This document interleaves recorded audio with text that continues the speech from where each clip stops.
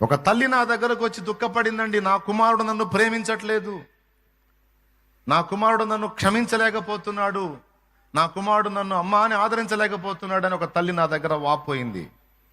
ఎందుకమ్మా అంటే ఇదే కేసు చెప్పింది. అప్పుడు నేనన్నాను, నీ కుమారుడి ఆవేదనలో న్యాయం ఉందే పిచ్చిదానా, ఆశించవాకు వదిలేసే. ఎందుకంటే వాడు పసిబిడ్డగా ఉన్నప్పుడు వాని ముఖం నువ్వు చూడలా. సమాజంలో వాడు ఎన్ని మాటలు పడ్డాడో, ఎంత కోతకు గురయ్యాడో. మీ అమ్మ ఇలా అంట కదరా, మీ అమ్మ ఎవరినో తీసుకొని వెళ్ళిందంట కదరా, మీ అమ్మ అట్లంట కదరా, ఇట్లంట కదరా అని వాడి పసిగుండె ఎంతమంది ఎన్ని రకాల మాటలతో నలిపారో, ఎంత అల్లాడిపోయాడో, ఎంత ఏడ్చుకున్నాడో, సిగ్గుతో ఎంత చచ్చిపోయాడో. వాని ముఖం చూడలేదుగమ్మా కన్న తల్లి. నువ్వు రాక్షసిలాగా నువ్వు నీ స్వార్థాన్ని చూసుకొని కన్నావు, నీ కామాన్ని కన్నా వాడిని ఆంతను బలిపశువుని చేసి వదిలేసి వెళ్ళిపోయావు.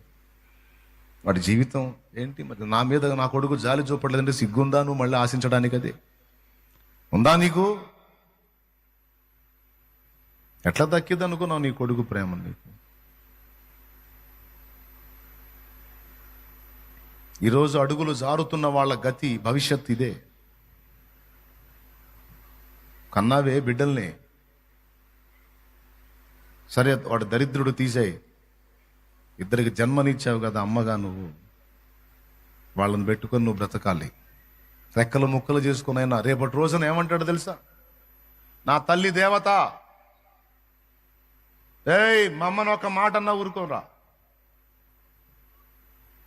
అనకపోయినా వాడన్నా, అనకపోయినా సమాజం నిన్ను గురించి సాక్ష్యం ఇస్తుంది. నా దేవుడు మెచ్చుతాడు కదమ్మా నిన్ను.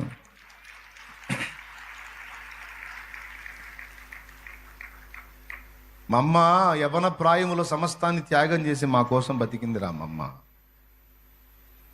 మా నాన్న చెడిపోయినోడై, మా నాన్న విచ్చలవిడి జీవితానికి అలవాటు పడి మమ్మల్ని విసర్జించిన మా అమ్మ మమ్మల్ని చేర్చుకొని మాకు రెక్కలు తెచ్చిందిరా మా అమ్మ. తిన్నదో తినలేదో ఎన్నో బాధలు పడిందిరా. చిన్న వయసులోనే భర్తను కోల్పోయి విధవరాలుగా నా తల్లి యవన జీవితం అంతా ఖర్చు పెట్టేసిందిరా, విధవరాలుగా బతికేసిందిరా. తన సుఖాన్ని ఆశించాల, మా కడుపులో నింపడానికి రెక్కలు ముక్కలు చేసుకొని కష్టపడి మాకు లైఫ్ని ఇచ్చింది అమ్మ. మా అమ్మ కాళ్ళు గడిగి నెత్తిన పోసుకున్న మాకు సరిపోదురా. బంగారు తల్లి మా అమ్మ. నీ బిడ్డలు రేపు నిన్ను గూర్చి సాక్ష్యం ఇచ్చేటట్టు నువ్వు బ్రతకాలి తల్లి. జీవితాన్ని దిద్దుకోవాలమ్మా. క్షణికావేశాలకు లోనై, అల్ప సుఖాలకు లోనై, అవతలి వారి మాయ మాటలకు లోనై అడుగులు జారి బయటకు వేస్తే దేవునికి, సమాజానికి, కడుపును పుట్టిన వారికి, కన్నవారికి, మనస్సాక్షికి సమాధానం చెప్పలేక క్షణక్షణం చస్తూ బతకాల్సి వచ్చింది. ఇంత గాయం అవసరమా? 5 నిమిషాల అల్పానందం కోసం ఇంత గాయం అవసరమా? కానీ అవి కూడా పట్టట్ల ఈనాడు కొంతమందికి. నా సుఖం నాదే, నా ఇష్టం నాదే, నాకు భర్త వద్దు, పిల్లలు వద్దు, నా ఆనందం నాకు చాలు అని బరితెగించి అడుగులు బయటికి వేసిన వారి గతి రేపు ఎంత భయంకరమో కదా. పాపం ఎప్పుడూ సుఖాన్ని ఇవ్వలేదు, పాపం ఎప్పుడూ సంతోషాన్ని ఇవ్వలేదు. ఇచ్చినా అదంతా భ్రమే తప్ప వాస్తవం కాదు. అదొక మోసం. వాక్యం ఎప్పుడూ అబద్ధం కాదు. స్త్రీ తన గర్భాన పుట్టిన చంటి పిల్లను మరచునా, వారైనా మరుస్తారు గాని నేను నిన్ను మరవను అన్నాడు నా ప్రభు. నేను నిన్ను మరవను. కన్న బిడ్డల్ని ట్రీట్ చేసినట్టు ట్రీట్ చేస్తున్నాడు మనల్ని దేవుడు, సొంత పిల్లల కంటే ఎక్కువగా. నిజంగా నానే ఆయన మనకి, ఎందుకంటే మనల్ని సృష్టించింది ఆయనే కదా, నానే. పురుషులు కూడా చెప్తున్నాను నాయన, ఒక పచ్చని కాపురంలో నిప్పులు పోసి వేరే వాని భార్యను నీ సొంతం చేసుకోవడానికి అవతల వాడి కుటుంబాన్ని ఆర్పే పని ఎవ్వడూ చేయొద్దు. ఇక్కడ ఉన్నాళ్ళు, లైవ్లో ఉన్నాళ్ళు, ఎవరు ఎలాంటి అవకాశాలు నీకు వచ్చినా దయచేసి ఆ పాపం చేయొద్దు. ఒక పచ్చని కుటుంబాన్ని నాశనం చేయొద్దు. ఆ శాపం నీ ఒక్కడితో పోదు, అది నీ పిల్లలు కూడా తగిలితే. ఎంతమంది పురుషులు వింటున్నారు ఈ మాట? తెలిసి తెలిసి ఒక కుటుంబంలో నిప్పులు పోయొద్దు, ఒక కుటుంబంలో చిచ్చు పెట్టొద్దు. ఆడపిల్లలు కూడా చెప్తున్నానమ్మా, నీ భర్త నేను ప్రేమగా చూసుకోకపోయినా బిడ్డల్ని కన్నావు గనక, నీకంటూ బిడ్డలు ఉన్నారు గనక నువ్వు ఏ అడుగు వేయబోయినా దయచేసి ఆ బిడ్డల ముఖం చూడు. ఫస్ట్ దేవుని ముఖం చూడు, తర్వాత బిడ్డల ముఖం చూడు. నా ప్రభు ఏమనుకుంటాడు, నా పిల్లలు ఏమనుకుంటారు, నన్ను కన్నవాళ్ళ పరిస్థితి ఏంటి, నా తోడబుట్టిన వాళ్ళ పరిస్థితి ఏంటి, సమాజం ఏమనుకుంటే నాకేమని బతకలేం కదా. దేవుని దృష్టి ఎదుట, సమాజం దృష్టి ఎదుట మనం జాగ్రత్తగానే నడుచుకోవాలమ్మా. నీకు అవకాశాలు వస్తాయి, పిలుస్తారు. నీకెందుకు, నిన్ను పువ్వుల్లో పెట్టి చూసుకుంటాను రా, ఎన్నాళ్ళు పడతావు ఈ బాధ, ఆ పిల్లల్ని వాడికే వదిలేసిరా, నేను చూసుకుంటాను నిన్ను అంటాడు. వద్దురా బాబు, వానికో భార్య దొరుకుతుంది, నాకు నువ్వు ఉంటానన్నావు. నా బిడ్డలకి మా చిన్నప్పుడు ఒక ఇంటికి పాలు పోయటానికి వెళ్ళేవాళ్ళం. పాల ఖాతాలు ఉంటాయి కదా, పాలు పోయటానికి వెళ్ళేవాళ్ళం. ఆమె భర్త చనిపోయాడో వదిలేసి ఉందో మొత్తానికి, ఇంకొకరితో జీవిస్తూ ఉంది. ఇంకొక కొడుకు, ఒక్కడే పిల్లోడు, చిన్నోడు. ఆమె ఎవరినైతే చేరిందో వాడు ఫుల్ తేడా, వాడు సైకో, మామూలు సైకో కాదు.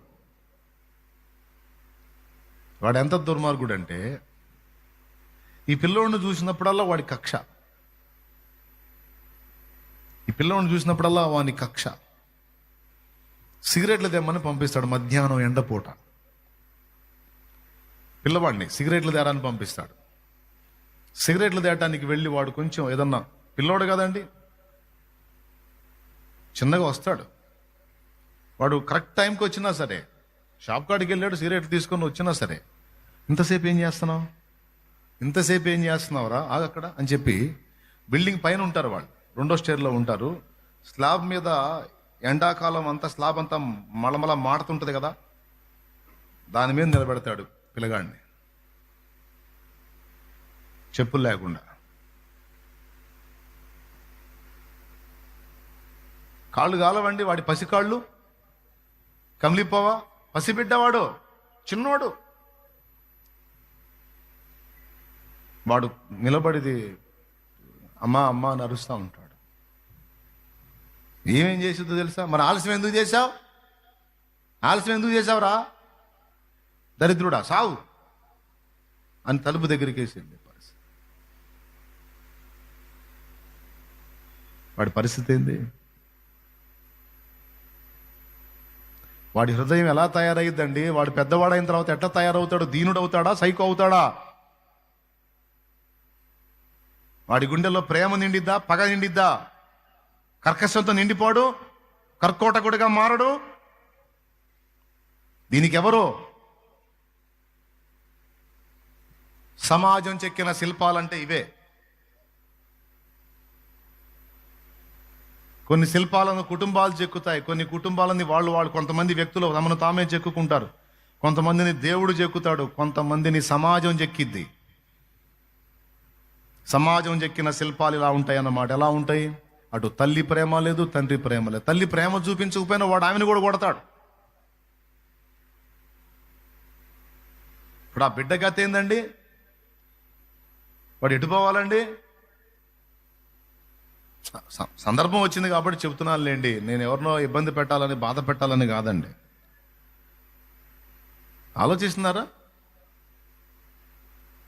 తొందరపాటున తప్పటడుగులు వేస్తే దయచేసి దిద్దుకోండి, ప్లీజ్ ప్లీజ్ ప్లీజ్ ప్లీజ్ దిద్దుకోండి, మార్చుకోండి. తప్పు చేయనుడు అంటూ సమాజంలో ఎవడు లేడండి. చిన్నదో పెద్దదో ప్రతి ఒక్కళ్ళు చేస్తారు. ఎందుకంటే మనం ఆదాము సంబంధిత రక్తంతో ఉన్నాం కనుక కొన్ని పొరపాట్లు జరుగుతుండొచ్చు. నేను అంటున్నాను, వేసేవాడు వెనక్కి తీసుకో, సరి చేసుకో, దిద్దుకో, తొందరగా దిద్దుకో, ఆలస్యం చేయొద్దు, మార్చుకో నీ పద్ధతిని. కృపగల దేవుడు నీకు ఛాన్స్ ఇస్తాడు. శాపం నీ కుటుంబం మీదకి దిగి రాకముందే, నీ పిల్లల మీదకి రాకముందే